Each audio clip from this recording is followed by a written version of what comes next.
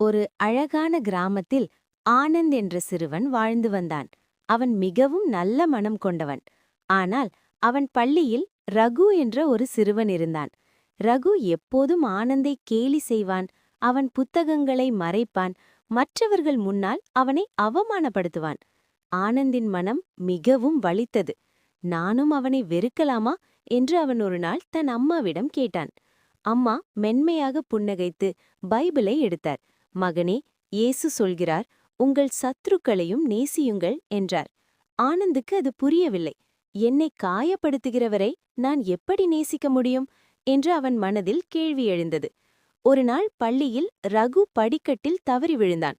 எல்லாரும் சிரித்தார்கள். ஆனந்தும் அங்கே இருந்தான். அவனுக்கு ஒரு நொடி பழைய வழி நினைவுக்கு வந்தது. ஆனால் உடனே அம்மாவின் வார்த்தைகள் அவன் மனதில் ஒலித்தன. அவன் ரகுவிடம் ஓடிச் சென்று, வா, எழுந்து நில் என்று கை கொடுத்தான். ரகு அதிர்ச்சியடைந்தான். நான் உன்னை இவ்வளவு தொந்தரவு செய்திருக்கிறேன், நீ ஏன் உதவி செய்கிறாய் என்று கேட்டான். ஆனந்த் மெதுவாக சொன்னான், என்னை நேசிக்க சொல்லவில்லை, ஆனால் நான் உன்னை நேசிக்க முடிவு செய்தேன். அந்த நாளிலிருந்து ரகுவின் மனம் மாறியது. அவன் ஆனந்திடம் மன்னிப்பு கேட்டான். இருவரும் நல்ல நண்பர்களாக மாறினார்கள்.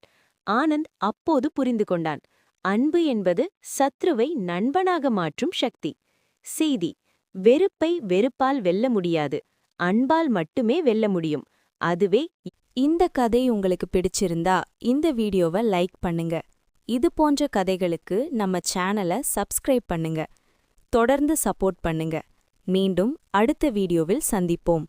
தேவ சமாதானமும் பாதுகாப்பும் உங்கள் அனைவரோடும் இருப்பதாக. ஆமேன்.